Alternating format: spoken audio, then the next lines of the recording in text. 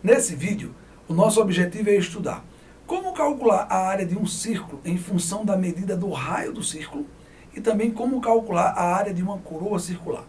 Para isso, a gente vai começar aprendendo a calcular a área de um polígono regular em função da medida de seu semiperímetro e também da medida do apótema do polígono regular. Vamos lá? Deixa eu sair aqui da tela e mostrar para você como é que a gente faz para calcular a área de um polígono regular. Se liga aqui, ó. A área de um polígono regular é o produto do semiperímetro P pelo apótema A. Então imagina aqui na tela esse polígono aqui, sendo um polígono regular, que tem exatamente N lados. Como o polígono ele é regular, todos os seus lados vão ter medidas iguais. Então eu vou indicar aqui a medida do lado do polígono, né? Deixa eu destacar aqui, ó. Esse aqui é o lado do polígono. Vamos dizer que a medida do lado é que seja uma medida L. Isso já me dá margem para determinar o seguinte. Se o polígono é regular, tem N lados e o lado mede L, então o perímetro desse polígono, 2P, é igual a N multiplicado por L. E aí a conclusão de início já é a seguinte. O semiperímetro, que é o que eu vou precisar para calcular a área do polígono regular, vai ser igual a N que multiplica L, tudo isso aqui dividido por 2. Agora, como é que eu vou fazer para calcular a área desse polígono usando o semiperímetro e o apótema? Primeiro, deixa eu destacar aqui um apótema desse polígono aqui. Deixa eu destacar exatamente esse apótema daqui, que sai do centro do polígono, é perpendicular ao lado. Deixa eu destacar aqui, ó, apótema de medida A. E outra coisa, né, o apótema sempre vai dividir o lado do polígono ao meio. Mas, na verdade, o que eu quero que você perceba aqui é o seguinte. Se eu ligar agora o centro do polígono a esse vértice daqui e também a esse vértice, eu vou passar até aqui um triângulo isósceles. E fica claro você perceber que, do mesmo jeito que eu montei esse triângulo aqui, se apoiando nesse lado, eu consigo montar um triângulo congruente a esse aqui para cada um dos lados desse polígono. Logo, a área do meu polígono regular vai ser igual à área desse triângulo, que eu vou colocar aqui assim, A multiplicado por L. Veja que o apótema aqui é a altura desse triângulo e o lado vai ser a base. Então vai ser base multiplicado pela altura dividido por 2, multiplicado isso aqui, ó, por N. Deixa eu apagar aqui esses parênteses para ficar melhor aqui a minha organização. Então eu tenho aqui, ó, uma fórmula para calcular a área desse polígono. Só que deixa eu ajeitar aqui essa fórmula de um jeito mais agradável. A gente sabe que a ordem dos fatores não altera o produto.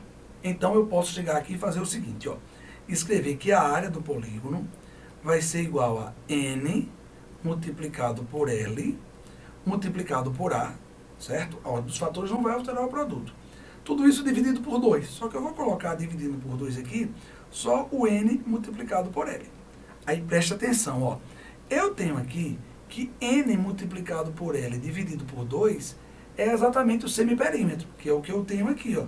N multiplicado por L dividido por 2. E aí, consequentemente, eu posso dizer que a área do meu polígono regular pode ser obtida pegando o semiperímetro multiplicando pela medida do apótema. Pronto. Essa formulazinha daqui permite você calcular a área de qualquer polígono regular, conhecendo a medida do apótema e a medida do semiperímetro. E eu quero utilizar esse raciocínio para apresentar uma relação matemática que vai permitir a gente calcular a área de um círculo em função da medida do raio desse círculo. Para isso, eu quero que você observe no próximo slide aqui uma sequência de figuras geométricas com polígonos regulares inscritos nessa circunferência. Observe que eu estou aumentando, né, gradativamente aí a quantidade de lados do polígono regular. Vamos admitir que todas essas circunferências têm a mesma medida de raio e a minha pergunta é a seguinte. O que você acha que acontece se eu aumentar indefinidamente a quantidade de lados desses polígonos regulares? É exatamente isso que eu quero analisar com você. E a conclusão final é uma fórmula que vai permitir calcular a área de um círculo em função da medida do seu raio. Se liga aqui que é uma noção bem intuitiva, eu tenho certeza que você vai entender com clareza. A primeira coisa que eu quero que você analise é o seguinte: aumentando infinitamente o número de lados do polígono, a medida do apótema do polígono regular vai aumentando e vai se tornando cada vez mais próximo da medida do raio. Olha só, eu vou traçar aqui o apótema do triângulo equilátero inscrito na circunferência. Agora eu vou traçar aqui a medida do apótema do quadrado. Agora eu vou traçar aqui o apótema de um hexágono regular. E por último, eu vou traçar aqui o apótema de um octógono regular. Perceba que, à medida que a quantidade de lados vai aumentando, o tamanho do apótema vai aumentando e vai se tornando cada vez mais próximo da medida do raio da circunferência. Outra coisa importante é que a área do polígono vai se aproximando da área do círculo. Veja só, quando eu destaco aqui o que sobra depois que eu tiro o triângulo, e o que sobra depois do quadrado, e o que sobra depois do hexágono, você vai percebendo que essa área vai diminuindo. Deixa eu destacar aqui para o octógono. A tendência é que essa área externa ao polígono, mas interna ao círculo, vá se tornando cada vez menor. E é exatamente isso que eu quero resumir agora no próximo slide.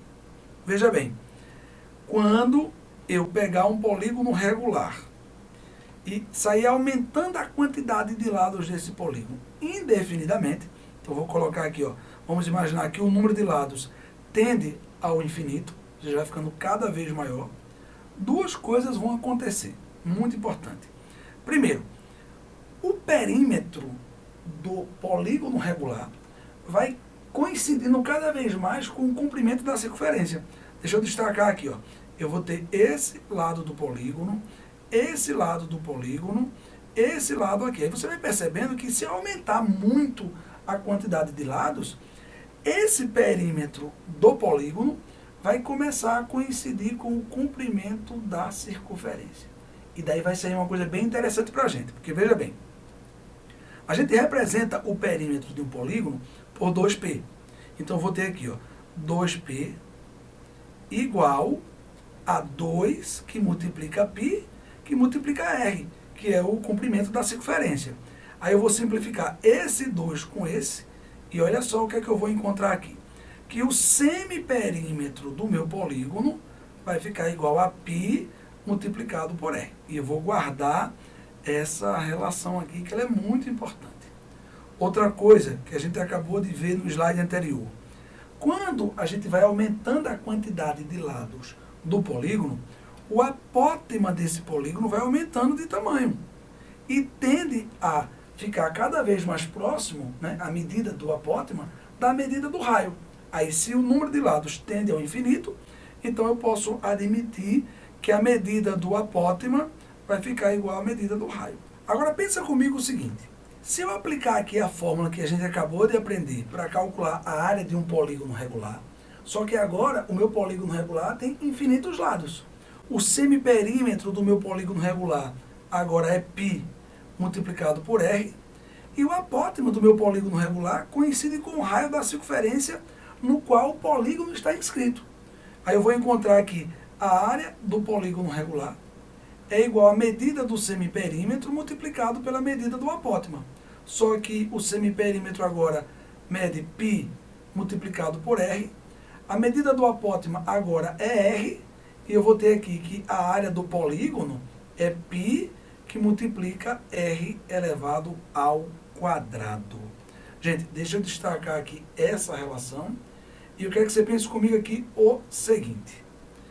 À medida que eu vou aumentando infinitamente a quantidade de lados do polígono, esse polígono vai tendo a sua forma cada vez mais próximo da fórmula de um círculo. Ou seja, a área do polígono e a área do círculo vão ser numericamente iguais.